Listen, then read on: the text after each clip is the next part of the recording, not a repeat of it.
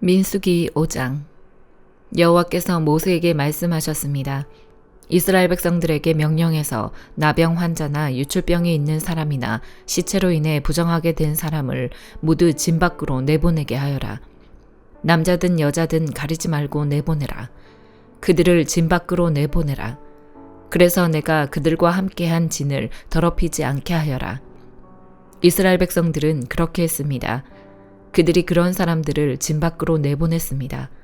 여호와께서 모세에게 명하신 대로 이스라엘 자손들이 했습니다. 여호와께서 모세에게 말씀하셨습니다. 이스라엘 자손에게 말하여라. 남자든 여자든 누구에겐가 어떤 방식으로든 잘못을 저질러 여호와께 신실하지 못하게 되면 그 사람은 죄가 있으니 자기가 저지른 죄를 고백해야 한다. 그는 자신이 해를 끼친 것의 가치에 5분의 1을 더해 해를 끼친 사람에게 돌려주어야 한다. 만약 그 사람이 그 잘못에 대한 보상을 받을 만한 가까운 친척이 없다면 그 보상은 여호와께 돌아가 제사장에게 속하게 된다. 그는 속죄를 위해 순양을 더해 그것을 제사장에게 바치고 제사장이 그를 위해 그것으로 속죄할 것이다. 이스라엘 백성들이 제사장에게 가져오는 모든 거룩한 예물들은 다 그의 것이 된다. 각 사람이 준비한 거룩한 예물은 다 각자의 것이지만 제사장에게 드린 것은 제사장의 것이 된다. 여호와께서 모세에게 말씀하셨습니다. 이스라엘 자손에게 말해 일러라. 만약 어떤 사람의 아내가 탈선해 남편을 배반하고 다른 남자와 잠을 자서 그녀가 자신을 더럽혔는데도 그 남편의 눈에 띄지 않고 그 일이 감추어졌으며 아무 증인도 없고 그 여자도 현장에서 잡히지 않은 일이 일어났다고 하자. 그 남편이 질투심이 생겨 아내가 스스로를 더럽혔다고 의심하거나 혹은 아내가 실제로는 부정하지 않는데도 남편이 질투심 때문에 의심한다면 그는 자기 아내를 제사장에게 데려가야 한다. 그는 그녀를 위한 제물로 보릿가루 10분의 1 에바를 제물로 바쳐야 한다. 그러나 거기에 기름을 부어서도 안 되고 향을 첨가해서도 안 된다. 왜냐하면 그것은 질투의 제물이며 죄악을 생각나게 만드는 기억의 곡식 제물이기 때문이다. 제사장은 그 아내를 데려다가 여호와 앞에 세운다. 그리고 제사장은 거룩한 물을 질그릇에 담고 성막 바닥에 있는 흙을 가져다가 물에 넣는다. 제사장은 그 여자를 여호와 앞에 세우고 난 후에 그 머리를 풀게 하고 생각나게 하는 곡식 제물, 곧 질투의 곡식 제물을 그 여자의 손에 준다. 그리고 그는 저주를 내리는 쓴 물을 자기 손에 든다. 제사장은 그 여자에게 맹세를 시키면서 말한다. 네가 남편을 두고도 부정을 저질러서 다른 사람과 잠을 잔 일이 없다면 네가 이 저주를 내리는 쓴물로 인해 해를 당하지 않을 것이다. 그러나 네가 네 남편을 두고도 부정을 저질러서 다른 사람과 잠을 자 자신을 더럽힌 적이 있다면 여기서 제사장은 그 여자에게 저주의 맹세를 하게 해야 한다. 여호와께서 네 허벅지가 마르게 하시고 네 배가 부어오르게 하셔서 너로 하여금 네 백성들 가운데서 저주거리가 되게 하실 것이다. 이 저주를 가져오는 물이 네 속에 들어가 네 배를 붓게 하고 네 허벅지를 마르게 하리라. 그러면 그 여자는 아멘 아멘이라고 말해야 한다. 제사장은 이 저주들을 두루마리에 쓴 다음에 그 쓴 물로 씻는다. 그리고 그 여자에게 그 저주를 가져오는 쓴물을 마시게 한다. 그러면 그 물이 속으로 들어가 쓰라린 고통을 일으키게 될 것이다. 제사장은 그 여자에게서 질투의 곡식 제물을 받아서 여호와 앞에서 흔들고 제단으로 가져간다. 제사장은 그 곡식 제물로부터 그 여자의 기억을 위해 한 움큼을 가져다가 제단에서 태우고 나서 그 여자가 그 쓴물을 마시게 한다.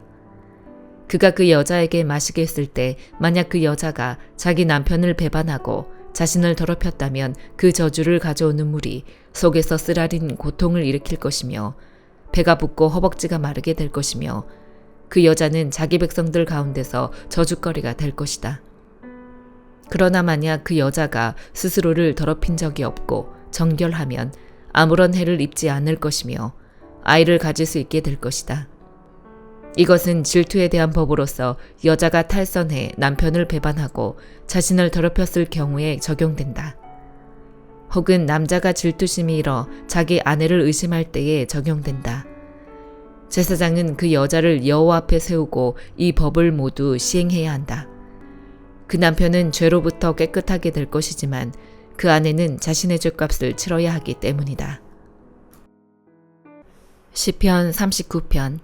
내가 내 길을 지켜 내 혀가 죄짓지 않게 하리라. 악인이 내 앞에 있는 한 내 입에 재갈을 물리리라 했으나 내가 말없이 잠잠히 있어 아예 선한 말조차 하지 않고 있으니 내 고통이 한층 더 심해집니다. 내 마음이 안에서 뜨거워져 묵상하면서 속이 타서 급기야 부르짖지 않을 수 없습니다.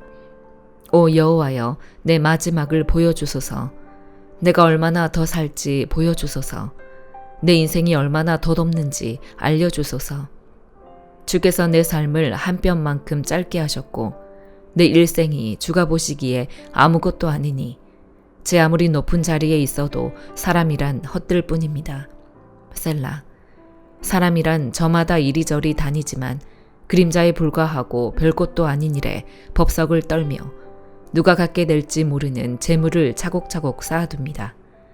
하지만 주여, 내가 무엇을 기다리겠습니까? 내 소망은 주께 있습니다. 내 모든 죄악에서 나를 구원하시고 어리석은 사람들의 조롱거리가 되지 않게 하소서. 내가 잠잠하고 입을 열지 않았으니 이는 주께서 하신 일이기 때문입니다. 주의 채찍을 내게서 없애주소서. 주께서 손으로 치시니 내가 거의 죽게 됐습니다. 주께서 죄지은 사람을 꾸짖어 고쳐주실 때 그가 소중히 여기던 것을 좀 먹듯이 사라지게 하시니 사람이란 헛것일 뿐입니다. 셀라. 오 여호와여, 내 기도를 들어주소서. 부르짖는 내 소리에 귀 기울이소서. 내 눈물을 보시고 가만히 계시지 마소서. 내 모든 조상들이 그랬듯이 나도 이방 사람이 되고 나그네가 돼서 주와 함께할 수밖에 없습니다. 내게 눈길을 돌려주소서. 그래서 내가 떠나 없어지기 전에 내 기력을 되찾게 해주소서. 아가 3장. 밤마다 나는 내 침상에서 내 마음 깊이 사랑하는 그분을 찾습니다. 그러나 그분을 찾을 수 없네요. 이제 일어나 길거리로 광장으로 나가봅니다. 내 마음 깊이 사랑하는 그분을 찾아봅니다. 하지만 그토록 그분을 찾아도 그는 보이지 않네요. 성안을 순찰하는 파수꾼들을 만나 이렇게 묻습니다. 내 마음 깊이 사랑하는 그분을 못 보셨나요? 그들을 지나치자마자 내 마음 깊이 사랑하는 그분을 만났습니다. 나는 놓칠세라 그분을 꼭 붙들고는 내 어머니의 집으로 내 어머니께서 나를 가지신 그 방으로 들어갔답니다. 예루살렘의 딸들이여, 노르를 두고 들사슴을 두고 내가 부탁합니다. 내 사랑이 원하기 전까지는 내 사랑을 일으키지 말고 깨우지 마세요. 연기가 기둥처럼 올라가듯이 상인들이 가져온 모든 향품들로 만든 몰약과 유향의 향기를 흩날리며 저거친 들에서 올라오는 이 사람은 누구입니까? 보세요. 솔로몬께서 타신 가마입니다. 60명의 이스라엘 전사들이 호위하고 있네요. 손에 칼을 굳게 쥔 그들은 모두 전장에 뛰어난 용사들입니다. 그들은 허리에 칼을 차고 한밤에 그 어떤 습격도 물리칠 대비를 하고 있습니다. 솔로몬 왕께서 자신을 위해 레바논 나무로 그 가마를 만드셨습니다. 그 기둥은 은으로, 바닥은 금으로 만들어졌고 자리에는 자줏빛 덮개가 깔렸습니다. 그 안은 예루살렘 딸들의 사랑 어린 장식으로 채워졌습니다. 시온의 딸들이여, 이리로 나오세요. 그분의 결혼식 날, 그분의 마음이 기뻐 뛰시던 그날, 그분의 어머니께서 씌워준 왕관, 그 왕관을 쓰고 계신 솔로몬 왕을 보세요. 히브리서 3장. 그러므로 함께 하늘의 부르심을 받은 거룩한 형제 여러분, 우리가 고백하는 사도이시며 대제사장이신 예수를 깊이 생각하십시오. 그분은 자신을 세우신 분에게 충성하기를 마치 모세가 하나님의 온 집에서 한 것과 같이 하셨습니다. 그러나 마치 집을 지은 사람이 그 집보다 더 존귀한 것 같이 그분은 모세보다 더 큰 영광을 받기에 합당하십니다. 집마다 누군가 지은 사람이 있듯이 모든 만물을 지으신 분은 하나님이십니다. 또한 모세는 장차 하나님께서 말씀하실 것을 증언하기 위해 하나님의 온 집에서 종으로 충성했습니다. 그러나 그리스도께서는 하나님의 집에서 아들로서 충성하셨습니다. 우리가 소망에 대한 확신과 긍지를 굳게 잡으면 우리는 곧 그분의 가족입니다. 그러므로 성령께서 이렇게 말씀하셨습니다. 오늘 너희가 그의 음성을 들으면 광야에서 시험받던 날에 반역한 것처럼 너희 마음을 완고하게 하지 말라. 너희 조상들이 거기서 40년 동안 나를 불신해 시험했다. 또한 내가 행한 일들을 보았다. 그러므로 내가 진노해 그 세대를 향해 말했다. 그들은 항상 마음이 미혹돼 내 길들을 알지 못했다. 내가 진노해 맹세한 것처럼 그들은 결코 내 안식에 들어오지 못할 것이다. 형제 여러분, 여러분 가운데 누구든지 살아계신 하나님을 떠나려는 악한 불신의 마음을 품지 않도록 조심하십시오. 도리어 아직 오늘이라 일컬을 수 있는 그날에 여러분 가운데 누구라도 죄의 속임수로 완고해지지 않도록 서로를 격려하십시오. 이는 우리가 처음에 확신한 것을 끝까지 굳게 잡으면 그리스도와 함께 나누는 사람들이 되기 때문입니다. 오늘 너희가 그의 음성을 들으면 광야에서 시험받던 날에 반역한 것처럼 너희 마음을 완고하게 하지 말라라고 말씀하실 때 듣고도 반역한 사람들이 누구였습니까? 모세를 통해 이집트에서 나온 모든 사람들이 아닙니까? 또 하나님께서 40년 동안 누구에게 진노하셨습니까? 죄를 저지르고 시체가 돼 광야에 쓰러진 사람들에게 아닙니까? 또한 하나님께서 누구에게 그분의 안식에 들어가지 못할 것이라고 맹세하셨습니까? 불순종한 사람들이 아니고 누구입니까?